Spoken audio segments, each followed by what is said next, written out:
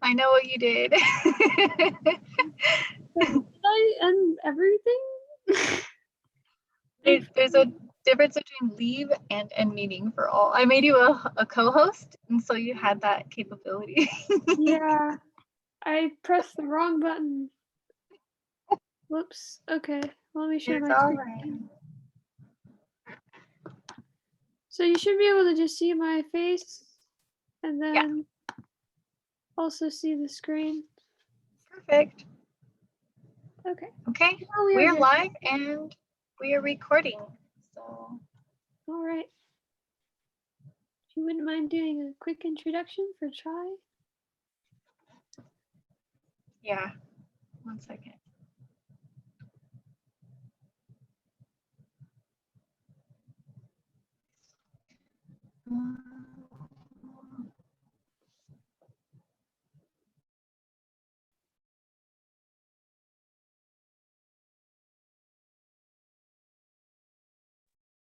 Hi, welcome everybody. Thank you so much for joining us. We are going to have a eco series workshop conducted by our very own Poppy. And this is going to be a very interesting workshop. We had Earth Day last week. However, the skills that you will acquire from observing this workshop and possibly participating can be used for the future and in whatever activism type projects that you want to use. So without further ado, I will pass it on to my Chai artist friend, and they are going to introduce you to making and additional types of graphics. Yeah, thank you, Alicia. Today we're going to learn how to make some eco art posters and some of the thought that goes on behind making eco art. First, I just wanted to, introduce, well, there's supposed to be text here. I want to introduce the sponsors of this workshop, which is Dr. Earth Day and then Chai, which Alicia mentioned. Thank you so much. And I have the different Chai artists on this slide. There's Davina, me, Alicia, and Coda. A few other artists I think have joined us as well. So it's part of our artist team. And then I wanted to introduce, is that cool? Oh, just a moment, the computer is giving me trouble here.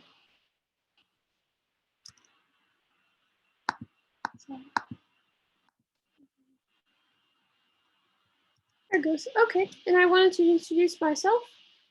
My name is Poppy Pays, and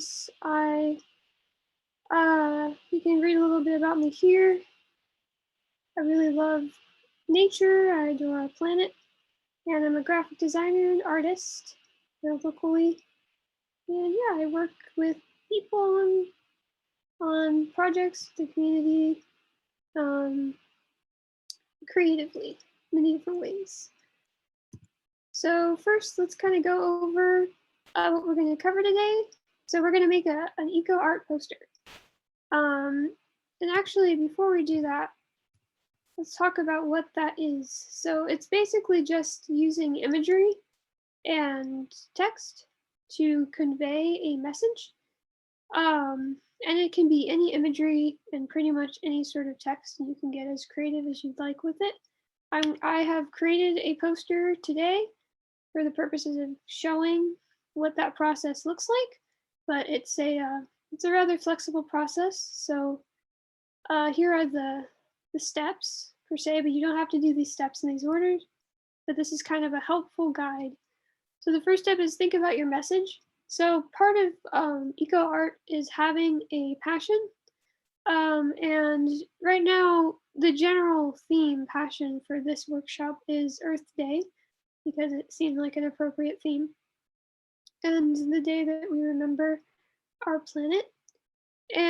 But your theme or your passion can be anything really. It can be you might have a passion for, say, there's an endangered species of snails.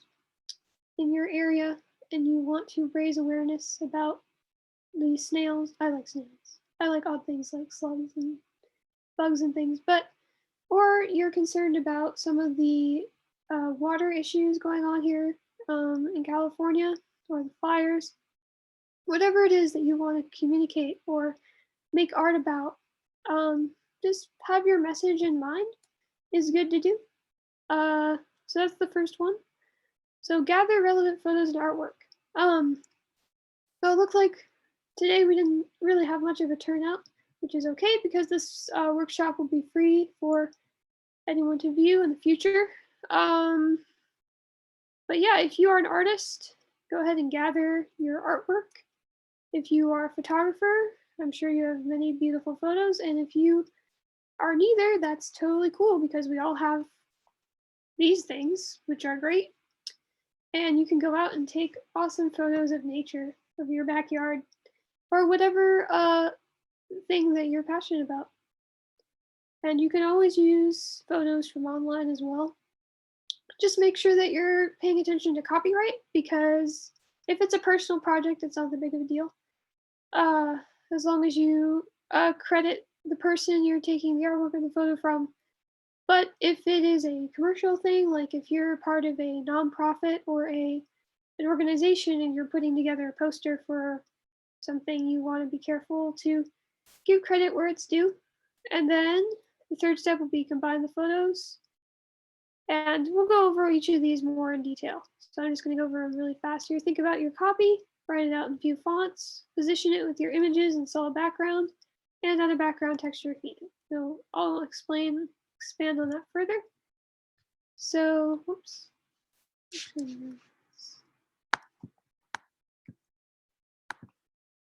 Okay, so yeah, I kind of just went over this. What's your poster for? Keep it in mind. There's a lot of different reasons to make posters or even collages in general.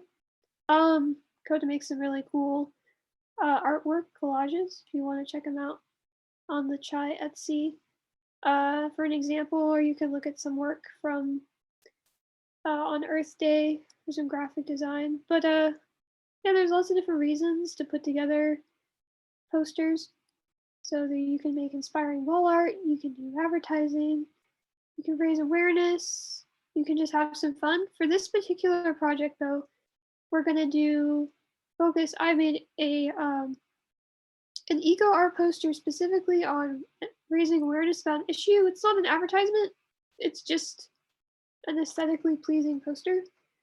So if anyone's following along, that's what's going to be focused on today. And so what is eco art? It's really any art that is related to spreading awareness or related to the environment in a positive way. And usually the artwork it can incorporate materials that are eco art friendly or eco-friendly. Like, for example, Alicia does bottle cap work, which is very cool.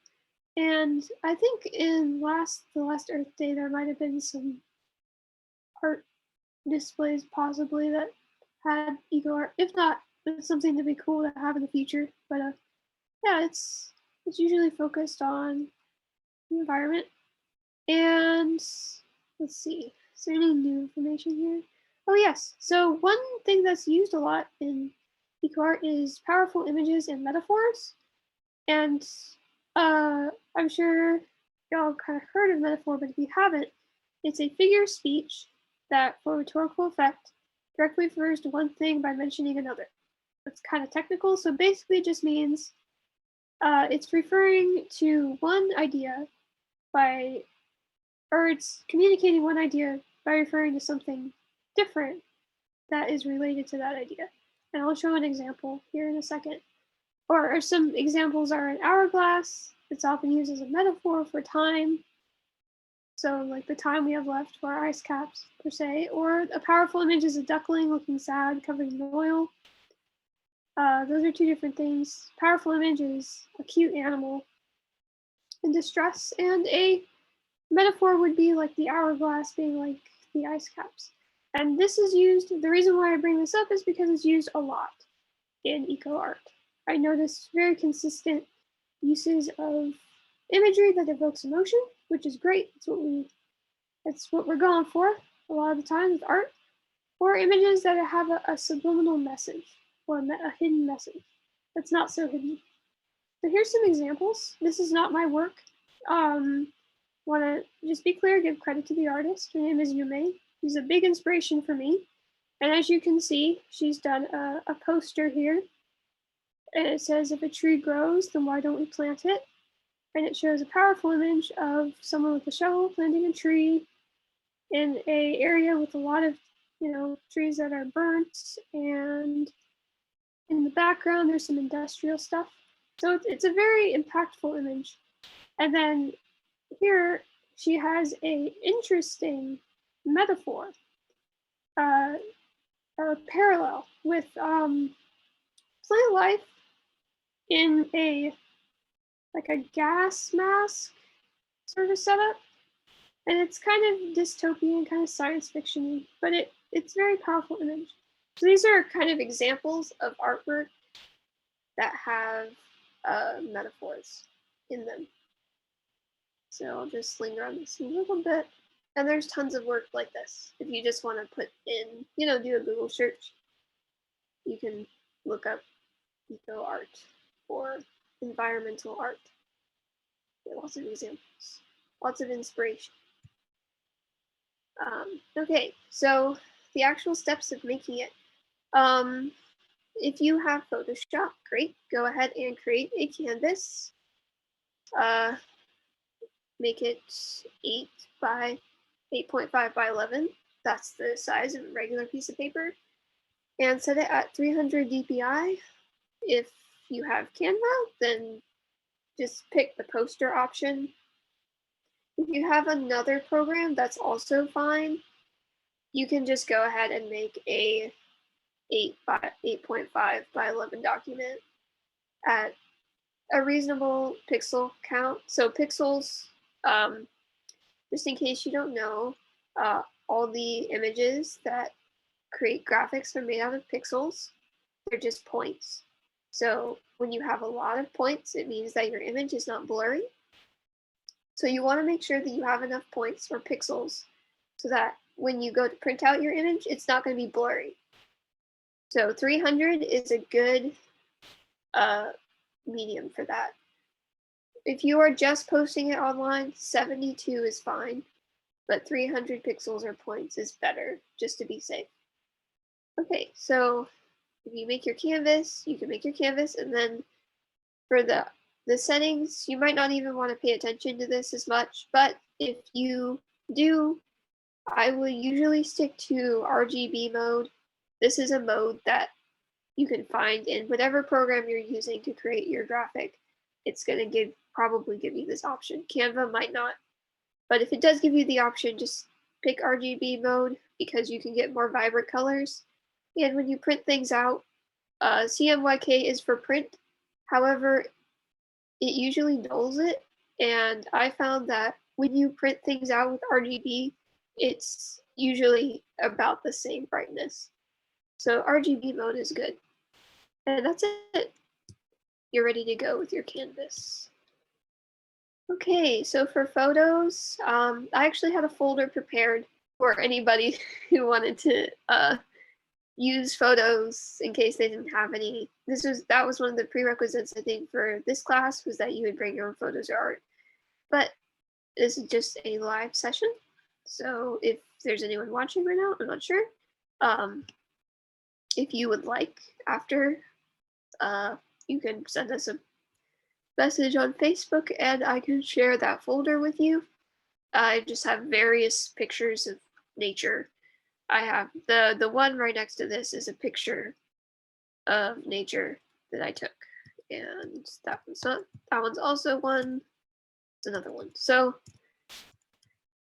if you need pictures to use, but again, you can go out and take some in your backyard. If you're looking for very specific ones, you can get some online, and just make sure the copyright.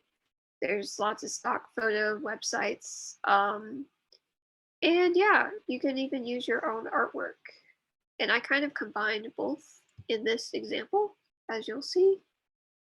And actually, it's a great excuse to get out and about, to go take photos of, mushrooms or bugs, or if you don't like bugs, that's understandable. Butterflies, maybe a bird once in a while. Just nice things to have as resources later. But again, it might not correlate directly to your passion, and you might want to take pictures of something that's specific to what you are trying to communicate. So if you're trying to communicate, let's say, about the water here in Stockton, the water issues, you might want to go out to the Delta and take some photos there, or find photos that relate to water or groundwater. Okay, so editing the photos together, actually, let me do this one first. So as you can see, first of all, let me actually show you the final, just to give you some context. So this is the final poster that I'm going to walk you through today. It's just about Earth Day. It's Earth Day awareness. April 22nd is the day. Remember, we all live on the same planet, so let's protect our home. And it's just a pretty graphic reminder that can be shared online, it can be printed out, it can be used as an advertisement, it can be put up in your house. So this is just an example to show the process of making a poster. So let's go back to editing. So the photos I used were my hands. In order to do this, I set up my computer and I did this and I took a picture of it. So, and then I used some program to paint over it a little bit, but that wasn't even needed. Don't even need to do that. And then I cut out the hands. And I had this idea ahead of time too. That's the thing that's why I kind of say think about your message and think about what you want to communicate, because you can kind of piece together photos to get the image you want or the message you want. Or if you're an artist too, you can draw it out. So you don't have to do photo manipulation, which might be a little bit too advanced for some people. I understand it's an acquired skill. And if you would rather draw, it doesn't have to be super complicated either. It can just be, a fun little doodle. And if you can't draw, that's also okay. Again, you can go out in nature and just take one photo that you like of an object or a subject. So I'm actually just gonna do a quick drawing and a quick sketch to show that you can also get the same idea with a pen. And, well, it's not gonna be very good, but it is gonna be quick because we don't have all the time in the world here, unfortunately.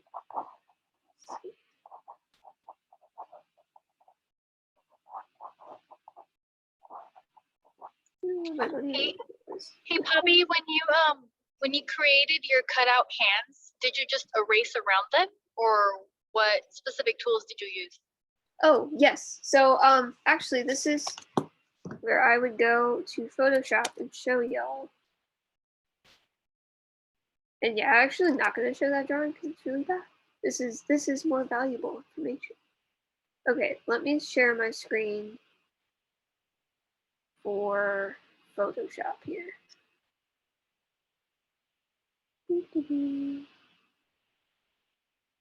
Sorry, just give me one moment. Oh,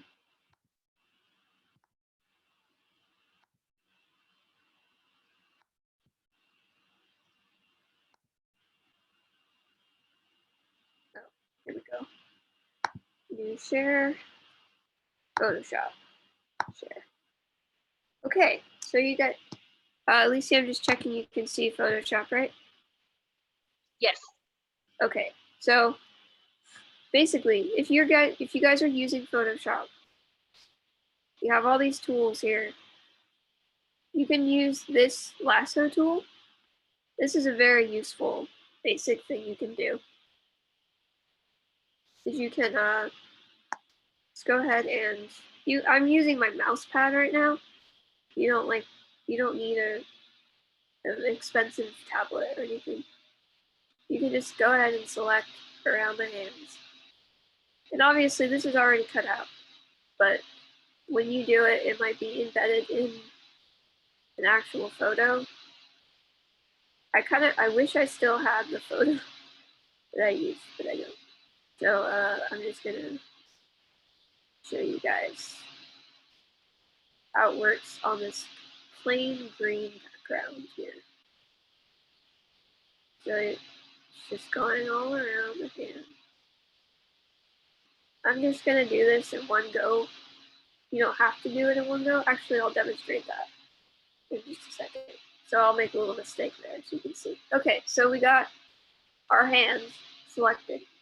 Now in order to get more, because I made a little mistake here, you want to get that in there, there's different options. So you can press add to selection, you can press subtract to selection. So I'm going to press add to selection, this one right here, and you can add in. But oops, see that? I added too much. So I'm going to go back and press subtract.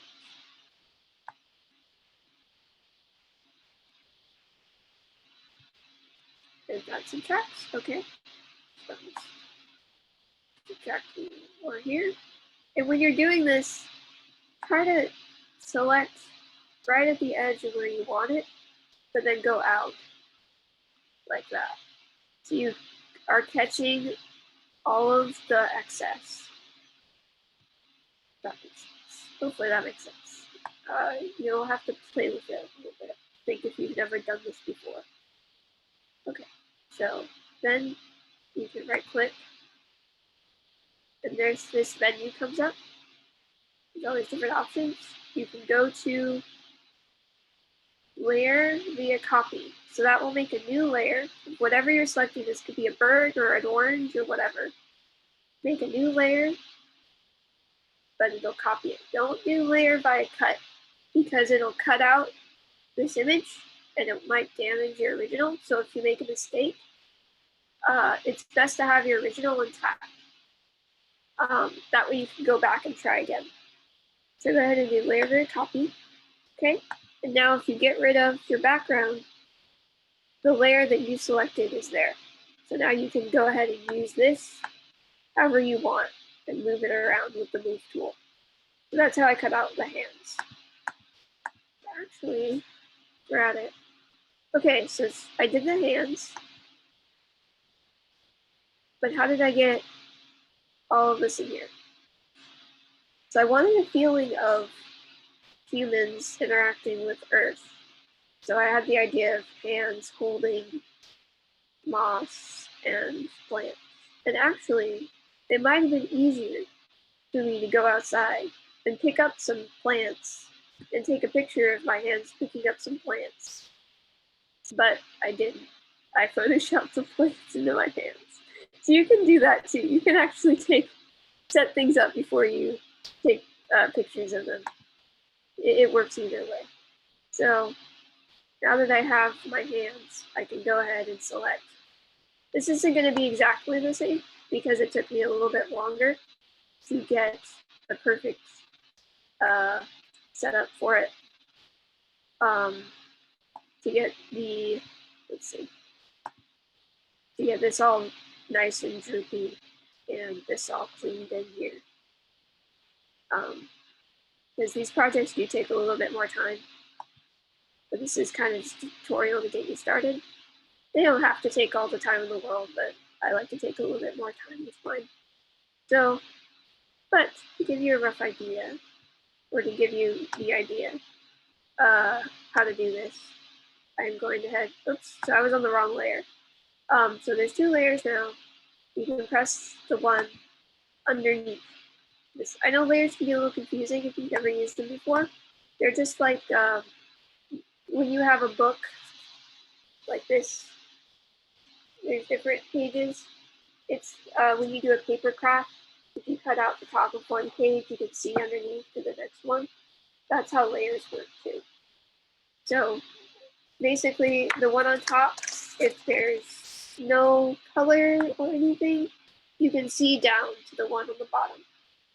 So this one on the bottom, you can see here, this is my background. So if I make a new layer, which is this button, and I go here, this is a fill tool. This fills the whole canvas with color. I can fill this with blue. That's a really bright, awful blue. I don't know, actually this might be someone's favorite color. It's not the best blue for our background here. It's a little bit too saturated. This is a color picker. So you can go ahead and pick different colors. That's these squares down here. So I'm gonna go for, when I say saturated, I mean it's very pigmented. And so you want to kind of get something that's a little bit less pigmented with backgrounds, because colors affect other colors, which is interesting. If you ever look at a dot of orange for a long time, you look away, it looks blue. And the reason why is because our eyes affect see colors in different ways with theory. That didn't come out right. There's a lot of theory behind it, and it changes it around. It's kind of complicated. But in the meantime, all you got to know is that it's best to have a neutral background, like gray, brown, or something like that. Yeah, we got this background. There's 3 layers. So we're going to go here again. We get our selection tool and select some of this plant life in here. And this photo is actually kind of shrunk down. Let me go through another process.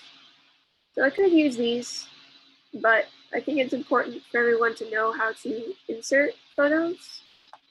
So let me go to File, go to Open. Okay. You can see all my files.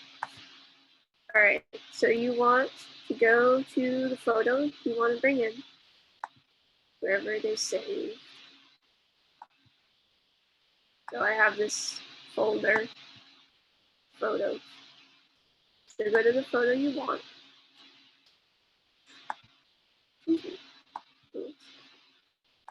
So we want some plants, right? Some moss. So open up this photo. Take a second, right?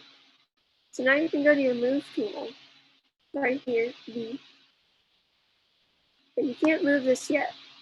You'll have a little dialog box that says convert to normal layer. So just go ahead and convert it to a normal layer. And then you can click on it and you can drag it around. So go ahead and drag it back to your canvas and then let it go. And now you have a fresh photo you can use. And you can drag as many resources, as many photos or art pieces or backgrounds or whatever in here. Okay, now that we have that new photo, let's go ahead and select this moss here. Like this. So again, right click, layer via copy, and then you can go ahead and hide this eyeball down. Okay, now you can press the move tool. Make sure you're on the right layer. You can tell because it has this box with all these points. So this box is nice because you can make it bigger or smaller by pressing on the points. So you can move this over to your hands or whatever item that you're manipulating. You can turn it and position it here. Okay, so there's some moss in my hands. But that kind of looks weird, right? Because it has all these edges. So you can do to help with that, you can take more plants. As when I do layering of photos and collages, it's kind of nice to have more than one of the same thing. So if you have like a bunch of different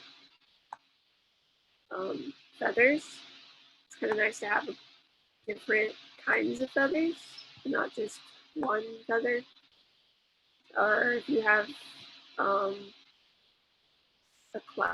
sky, that's nice to have a few different colors of sky, but not always. Just variety is sometimes good. Okay, so we put some more of that in there. Then it's okay.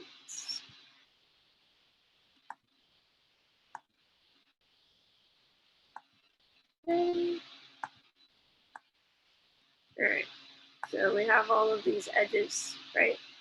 They're kind of ugly. It's like, oh, it's clear that they've been cut out. So one way you can fix that is in this tool here, you have an erase tool. You click on that, right click, gives you all of these options. So this is the size of your brush, and this is the hardness. So the hardness means, I'll demonstrate here. So this is full hardness.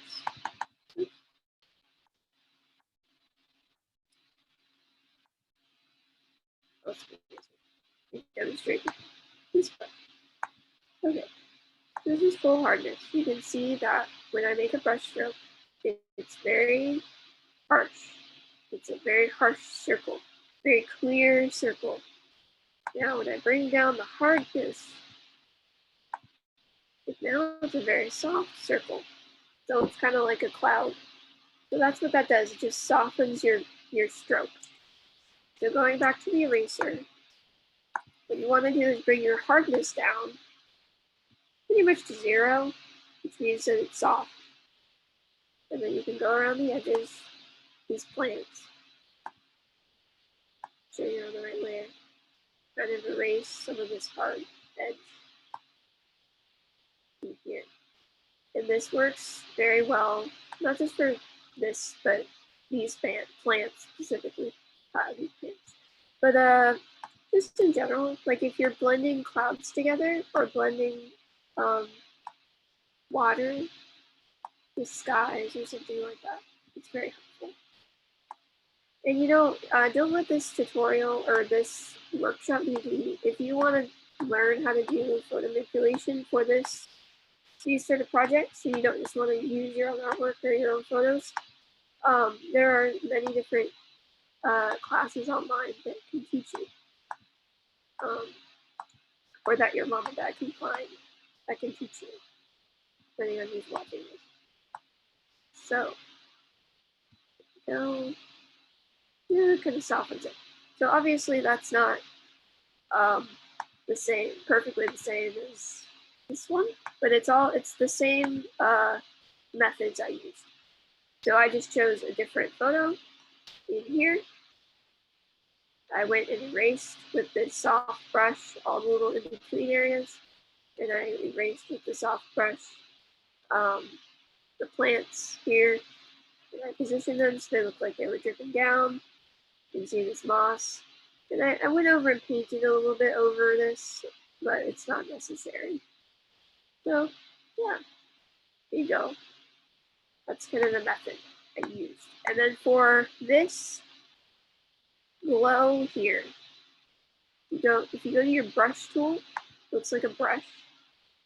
And you actually, let me see it real quick. I can show you.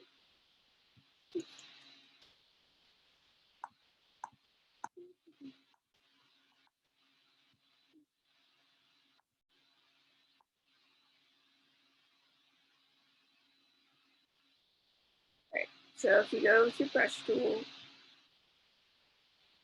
and pick a really bright color, the color picker all the way up here, the white. Not all the way white, add a little bit of color in here.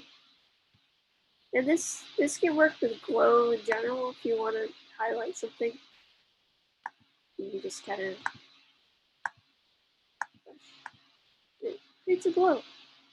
And then I erased again with the eraser. I erase the edge here to add that hard edge with the hands. Sometimes you want whatever object you're making glow, you might want to put the glow behind that object. Because objects kind of block light. So in this case, I think it also just looks better to have that hard edge there.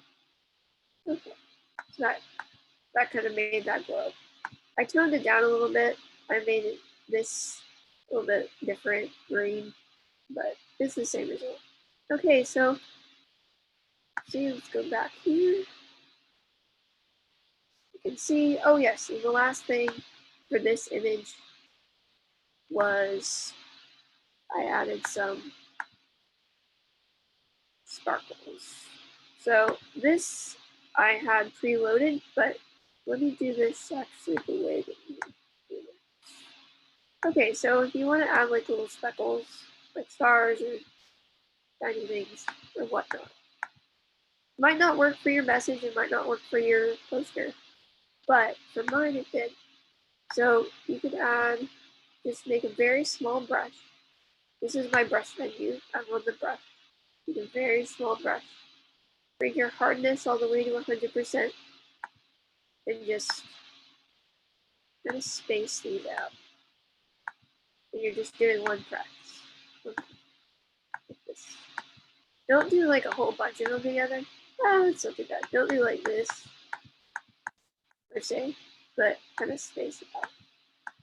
And then you kind of get sparkles there too. Okay, that's the process. Now I have this image. Let's see. Alright, so now that we have our image that we made, and again, you can also draw something, scan it, and put it in. We're going to think about our message. The fonts and the text we're going to add in with our image. So there's something called copy, and copy is kind of the words that go along with an idea portrayed by an image. So you got your image and you got your copy that goes to your image. And copy is usually longer, but you can also refer to short phrases. So for this, you probably don't want to write in a paragraph of text, but you can. For my poster, it didn't work that way. The main things that you want in your poster are your title, your subtitle, and your info. So your title is your main idea. So for example, for this, my title was It's Earth Day. That's the main idea, is Earth Day, and highlighting it. So the subtitle is the tagline or the quote or a tiny bit of information that's relevant, that explains it just a little bit more. So hashtag Earth Day Awareness is like a tagline, or I could have also put a quote about Earth, or the need to preserve Earth. I'm trying to remember one of my favorite quotes. One I've heard recently is "It's too late to be a pessimist," and that's from the documentary Home, I believe, which is just saying, oops, screen sharing is now paused.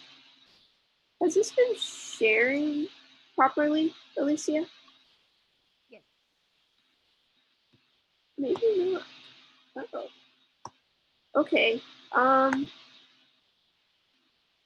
right, so I think actually this wasn't sharing the whole time. Amy, right now it's on the Photoshop screen. What was that, Alicia? I can't hear you very well. It's on the Photoshop screen right now. Okay, as I started to share again, did you see the Photoshop screen when I was talking earlier? Yeah, I've been following. It was all consistent with what you were saying. Okay, great.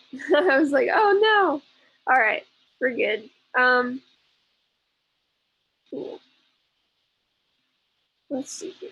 What was I saying? Oh yes, the quote.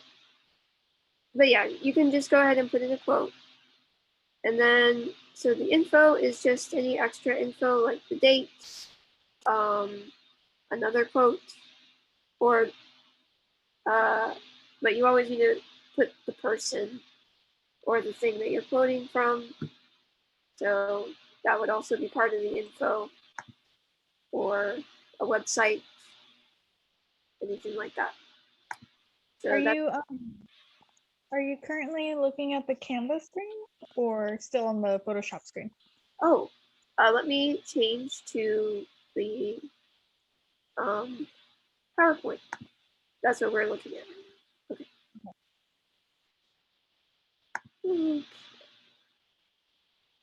You share. Okay, can you see the PowerPoint? Yes, it's perfect. Okay, great. Let's play. All right, so to reiterate, since this wasn't showing, it's just an example. So we got the title and Earth Day, it's Earth Day. You can put the subtitle, which is your little bit of information, your secondary information, and then your info, which is even more information, like the date, or who you're quoting from, or a website, something like that. Okay. So it really depends on the message that you're trying to portray, but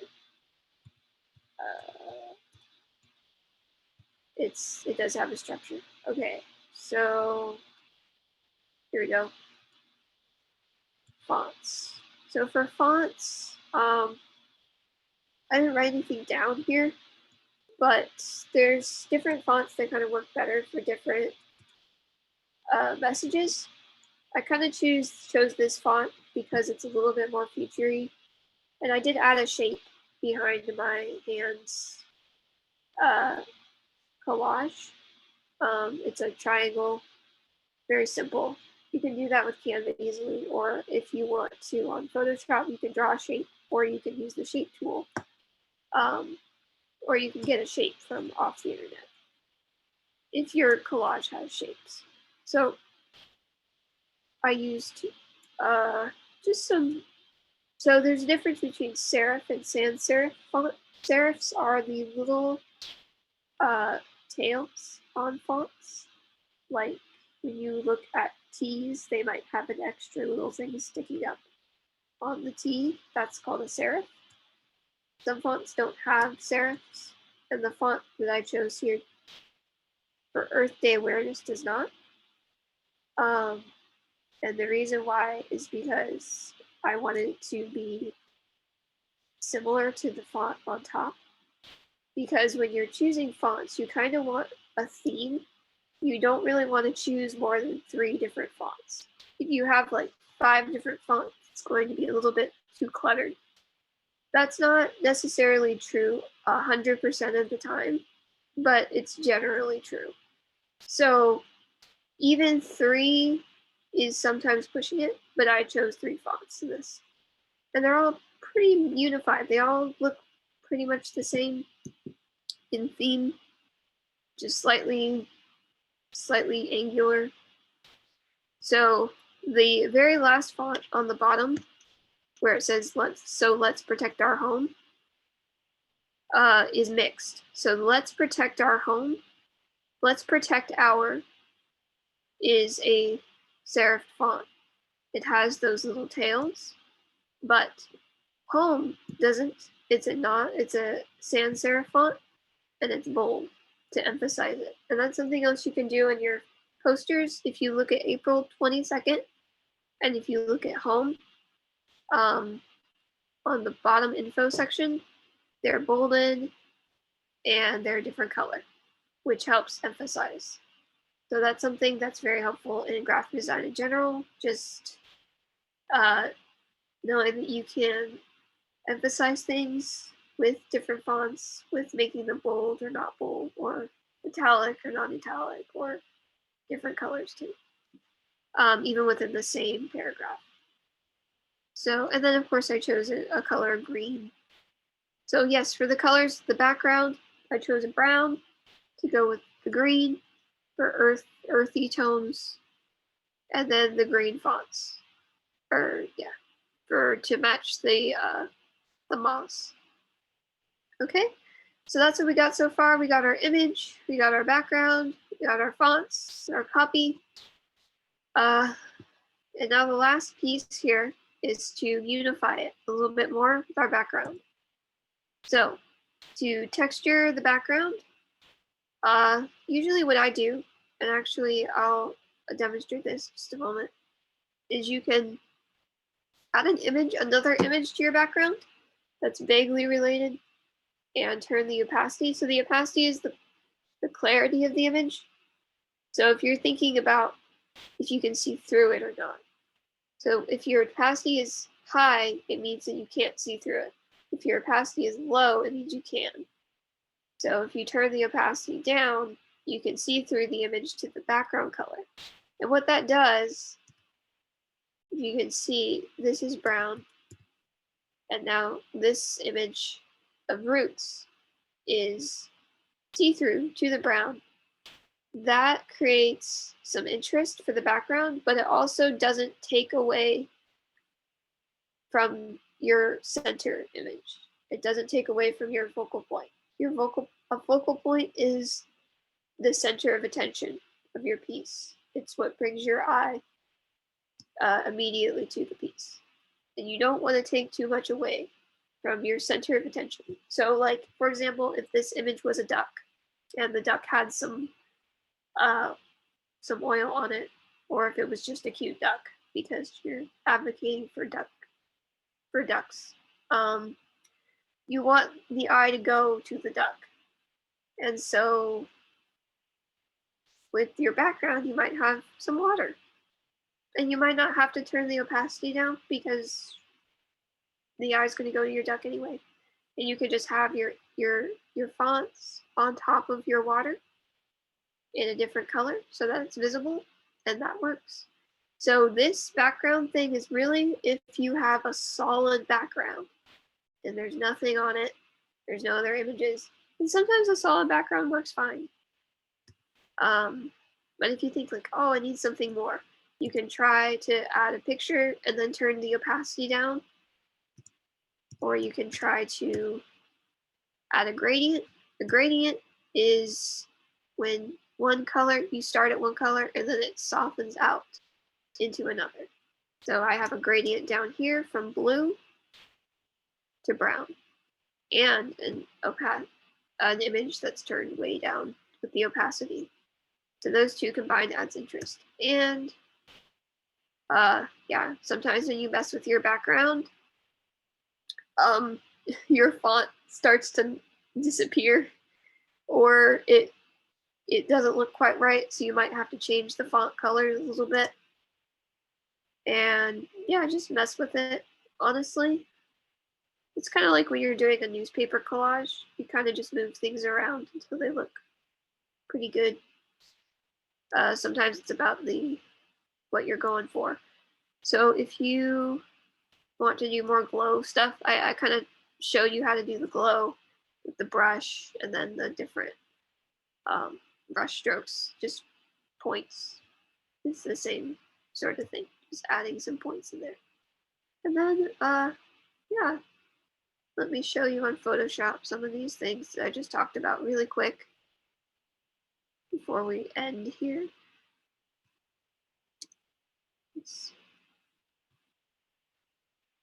Just gonna go to, have to change it out to Photoshop.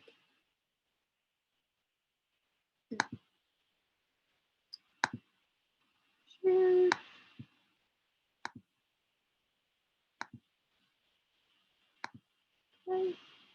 Alright, so you should be able to see Photoshop. Alright, so to show you what I mean with those different background elements, you can see my layers. I'm going to turn them all off. Okay, so we got just the plain, just the plain brown background. And I mean, this works okay, but it's also a little boring. Let's see. So in order to make it more interesting, I added this light brown gradient and this blue gradient. In order to do gradients, you go to your gradient tool, which is actually a little difficult to find. You have to right click your paint bucket tool and it brings up this menu and you can see it says gradient tool right here. And in order to use it, you go up here.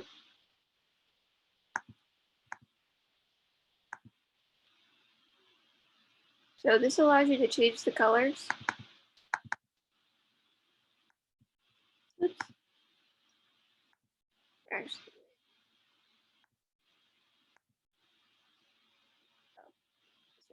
sorry, I'm thinking of Illustrated. All right, so you go to these colors here,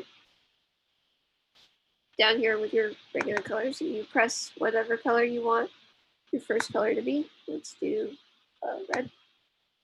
And then this second color down here, there's two of them. You press whatever color you want this color to be. Do green. Okay. So now you might have to go up here because this gradient, there's only one color being done. I'll show you, it's the red one. So if you want red, and then for it to fade into the brown, that's perfect. That works well. If you want it just to be red and blue, you go to basics, you go down, you can press this option, which turns it from just red to red and green. Or yeah, red and green. Okay, so there you go. Now you have a gradient. So that's how you do the gradients. And I did two of them, as you can see. Okay, so now that you have your gradients in, you can put in your image. So this, I just dropped in a image of roots. Earlier I used the move tool. You can just use the move tool again, going to an image of roots, and then dropping it in. How we doing on time? Oh, 5. Okay, we're almost done, so we're pretty much right on time. Okay, so let me see if I can find the image I used. There's a lot of images here. Might not have included it. So we'll just use this image of a squirrel because squirrels are cute. Okay. So guy. So drag this. Give you the dialog box. Drag it back here. And you can plop it in here. And actually, this wouldn't have been too bad as a background either. As you can see, little squirrel back here. It's really big. It drags in really big. So if you want it to, you can resize it to anywhere you think looks good. So like, if we want it to just be here, we don't want the squirrel, we just want these plants. We can just use these plants. So, go for it. All right. Actually, this is a good example of how you might have to fix your fonts. So you got this. Oh, and then something else to pay attention to with your original image here. This one, I didn't quite cut it out all the way. So if it's not quite cut out all the way, so you might have to adjust that.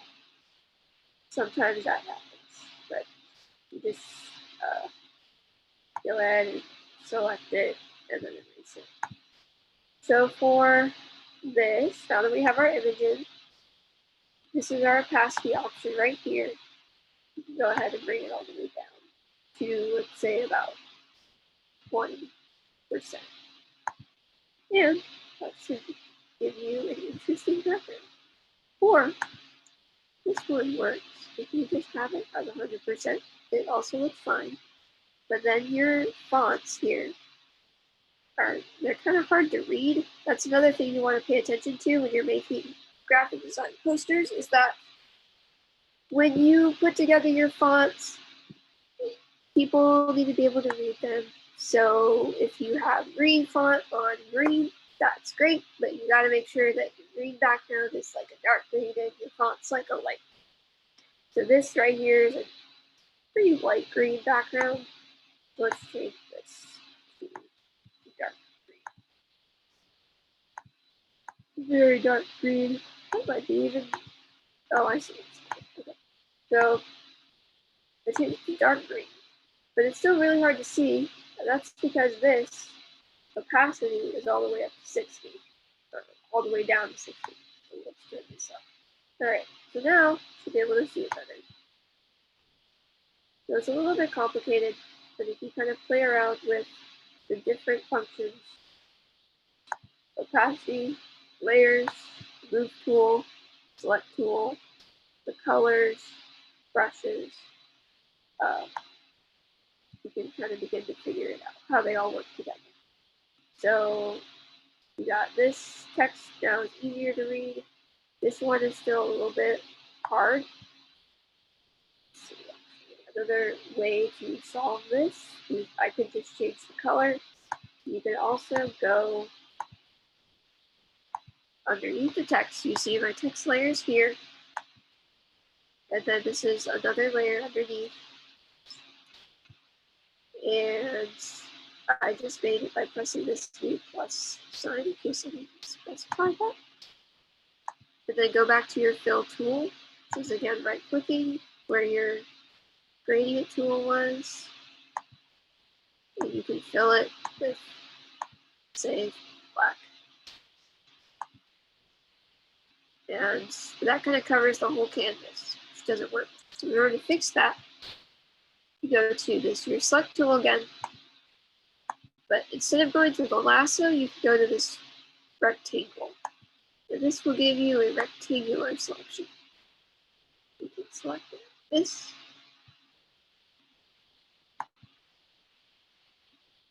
Okay. Now you can fill it, and it will just fill that square. So, but this is kind of hard to see. I like it how it was. So this is the transform tool again.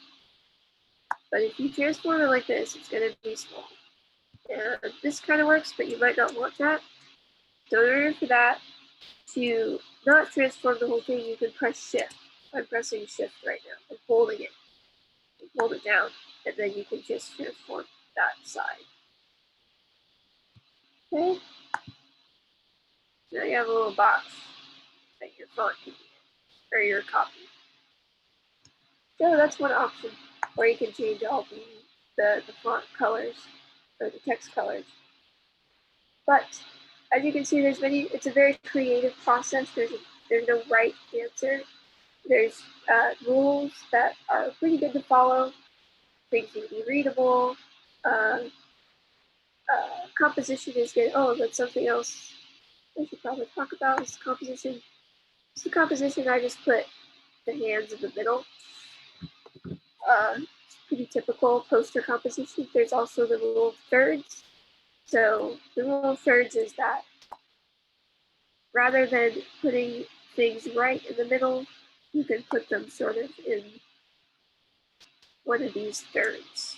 So instead of, let's say, all the way like smack dab in the middle, these hands are actually a little bit higher than in the middle, which is following a little bit more the rule of thirds. So composition, the best thing to do really is to make sure that you have enough room on all of the sides of your elements. Because if you, by elements I mean your image and your text. Because if you put anything too close to the edge, it might get cut off when you go to print it, which is always a bummer. So yeah, just make sure it's kind of away from the edge, and if it looks good to you, then it's probably okay. So yeah, it's a very creative process. There's no real right answers. It's just kind of these rules, composition. Try not to use like 5 different fonts. Make sure things are readable, things like that. So back to our original background here with the roots. Change this back to our green or light green color, light blue color. Okay, so yeah, here you have it. You have your poster. Great. I like how painterly the hands look, because even though you had it from a photo, which still not sure how you magically like took a picture while your hands are like doing something. Oh, Because you get the timer. You just set a timer. okay. But no, this is a really great example for how you can use all the various tools that you mentioned. And I think we do that like on a constant basis as artists, promoting our own stuff, but even the work of other people. Oh yeah, we're always using these every day, all the time. So they're really, really great tools to know. Even if you're not an artist, it's nice to be able to make advertisements for yourself in a lot of different capacities, or just nice things to hang in your room. And even though you were using primarily Photoshop, I could see how like we could even reproduce this in Canva, like with practice and knowing how to play with all the different tools in Canva, which is just a simpler version. You can accomplish like an almost identical version. Absolutely, yeah. I think with Canva, you might have like an issue with the brush, but if you have all of your elements already, like if you have your image and you have your text and you have a background image, you can put it in Canva and kind of arrange it in the same way and get very similar results. So yeah. All right, well, thank you so much, Poppy. If that's the end of the tutorial, um, what we'll do is it'll be live on Facebook recorded, and I'll put it on the YouTube channel later. Um, and so anyone who missed this will be able to watch it on their own time and kind of follow through your steps. And yeah, so thank you again for all that you shared with us in this introduction to graphic design. No problem. I did want to share one more thing before I forget, though.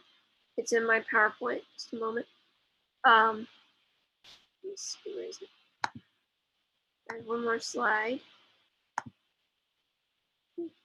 Okay, so if I know we didn't have really attendees, but there's a website called sjconnections.news. I believe they offered, Alicia, feel free to correct me if I'm wrong, but they offered to publish posters potentially if they were decent enough to go in a newspaper. So if anyone wants to create something, or if you created something and you wanted to send it to them, you can go ahead and email Sky.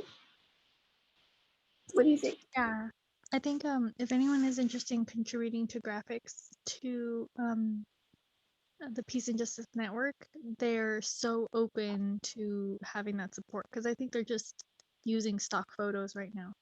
And so if they can have like customized graphics, I think that would help amplify their mission. And the opportunity is there. We just have to go and get it if you want it. Yeah. Yeah, so if anyone's interested in that, making some graphics for them potentially, go ahead and email us. Try. What's our email again that we're using right now? Stockton at Gmail. StocktonChai@gmail.com. Yeah. Okay, yeah. You can go ahead and email us. Okay, that's it. Thank you so much, everybody, for attending. And thank you, Alicia, for hosting. Really appreciate it. Of course.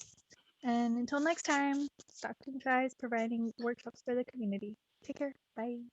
Bye.